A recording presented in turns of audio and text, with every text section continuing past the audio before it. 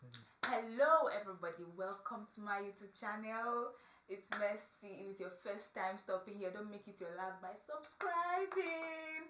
Alright, welcome to this channel, guys. This is my first video. I can't believe I'm doing this. I'm finally starting this channel. I've been keeping this for a while now, but due to some planning and some other reasons, which maybe in the course of this video you will understand. So this video is basically just to introduce myself, introduce why I'm starting this platform, and to let you know the journey that you signed up for by subscribing. All right, so like I said, I'm Mercy Shamaki, and I love speaking, I love connecting with people, I love traveling. Those are like my, let's say, three major hobbies. I love reading generally, not necessarily school book, but I love reading. I love reading during my free time. So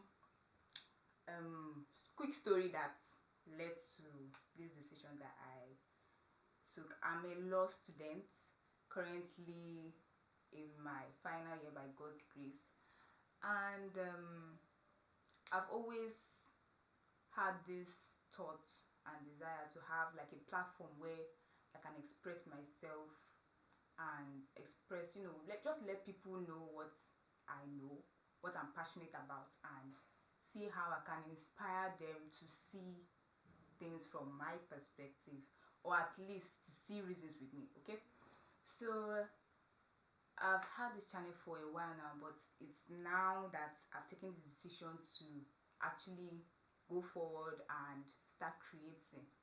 And creating content is something that is quite demanding, and because of that reason I don't want to start creating something that is not related to my line of career. All right, because imagine if I was creating content on, let's say, hair, how to style your hair and all of that, and I'm studying law. It won't really be easy. I don't know, there are people that can do that, but for me it won't be easy to balance it up. All right, so it will be much easier if it's something that, let's say, is something I do for fun, like my hobbies, and is related one way or the other to my course of study. All right, so this story goes back to when I was in my first or second year during law week. Our lecturer was giving us a lecture, and he asked a question. He asked, how many of you here chose to do law, like willingly? Nobody forced you, nobody pressured you. And some persons raised their hand. I was among them. And then he asked, what of those who were forced? And some people raised their hand. So I was expecting that, okay, he would encourage them to go and talk to their parents that, all right, I'm not interested in law, they should just allow them to go to another department and all of that, or maybe he will even talk on their behalf. But he said something that got me thinking. He said that it's possible that their parents actually force them because they believe that law is a course that will actually accommodate the interest of everyone in it. For example, if you're a sports person and you're studying law, you can specialize in sports law. It's a wonderful area, let me tell you. If you are in the medical line, or maybe you have interest in medicine but you are in art, you can do medical law. If you are in music, there are lawyers in the music industry. I won't lie to you on that. So basically that was his side of his argument, or the discussion generally. And I was like, I was thinking that means there should be one area in which is for me, is related to something I love, doing. Like I said, I love speaking, I love meeting people, and I love traveling, which basically means I love moving from one place to the other, although I don't look it, but that is what I've come to realize. So I looked at my courses, like the ones I've been taking from 100 level, 200 level, 300 level. I've had quite interesting ones, and those ones that are tough and demanding more, but I did not see any until my fourth year. Now in my fourth year, we had the option of picking an elective between international trade law, intellectual property, and environmental law.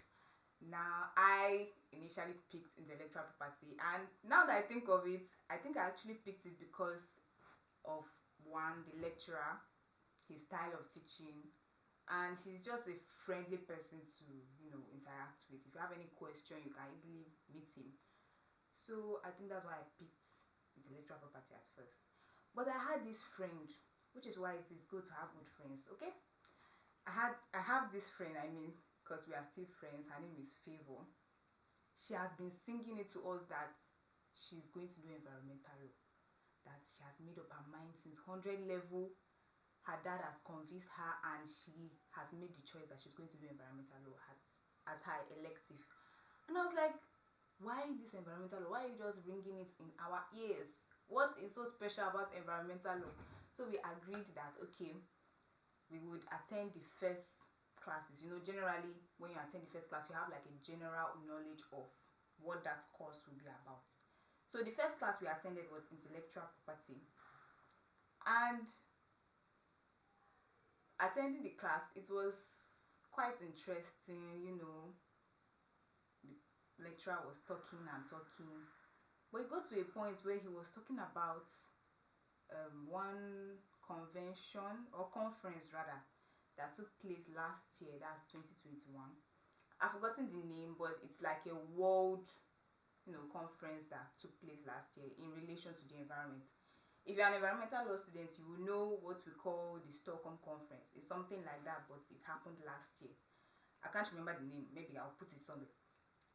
It happened last year. And when he was talking about it, he said that it's people that are in environmental law that will study more on it. And that was when my interest arose. I was like, this conference, there's something about it that, is really special. I can't remember exactly the way he explained it, but the moment he started talking about it, my interest really got up about it, and I looked at my friend. I was like, and she was just smiling at me. I said, okay now. So I went back and I thought about it. I went to environmental laws class. I attended the first lecture, and that was how I took the decision that I'm not going back to intellectual property.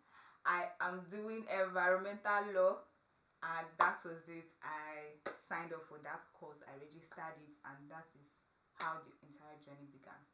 So my first semester, it went well. I came out with a very wonderful grade in environmental law. I'm so grateful for that, and I believe that my second semester results will be wonderful too. So that is where this came from. This idea came from. This platform came from. So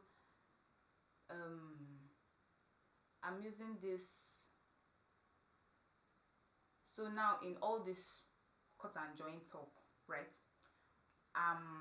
The purpose of this channel is actually for me to dispense my knowledge on environmental law, because I realized, one, that it resonates with my hobbies, what I love doing during my free time, which is traveling, meeting people, speaking, basically interacting with my environment. A lot of times I look around and I'm like, something is wrong, but I don't know what exactly it is. But that course really helps open my eyes. So now when I go out, maybe I go to see my friend, or I go out, or I travel, or for whatever reason I just have to leave the house, I'm more informed on our environment generally, and certain destructive, when I say destructive, I mean very damaging acts that we humans engage ourselves in, that we don't even know, or will I say most of us don't know that these things have really damaging effects to our health and to our well-being generally as humans. So that is what this channel is about. I'm here to talk to you guys, or inform you guys and educate you guys on that area. Of course, environmental law is one aspect of law where it's a really broad aspect of law. It's something that really affects other areas of law. And when it comes to environmental law, you don't just work with barristers or lawyers only, or law students only. Sometimes you have to source out, you have to meet environmental scientists, you have to meet maybe some people in the medical line, some in architecture. Basically almost every profession you can think of, you have to interact with them in one way or the other, because we are all, benefits, and we are all, participants, will I say, in this whole environment. We are living in our environment, we interact with our environment every day. So it would not be normal to just leave that area to one particular group of persons. Courses like environmental law, courses like law of evidence, criminal law, it is only barristers or law students, would I say, are trained in that area. So something like environmental law, it's really wide. You have to I promise you guys, it's going to be fun. I promise you guys, we are not boring people. Although I'm talking this way, or will I say, it sounds more as if I'm coming to talk about law, but it's actually not. It's a very practical aspect of law, because it's something that we interact with every day. By the time I begin to talk to you about plastic pollution, oh my god, we will dissect it and deal with it. Oh my, you guys would enjoy it, and I promise you, it will be educative, it will be entertaining. You would learn a lot of things, and maybe from here too, there are some habits that you have imbibed that is actually damaging. Through this you can make certain adjustments that would benefit you and benefit the environment. So thank you so much for watching. If you have been watching this video all the way to this moment, thank you so much for watching till the end. Kindly comment below something that you're curious about when it comes to the environment, and I promise you I'll definitely attend to that. Thank you so much for watching. Thank you, and God bless. Watch out for my next video. Bye.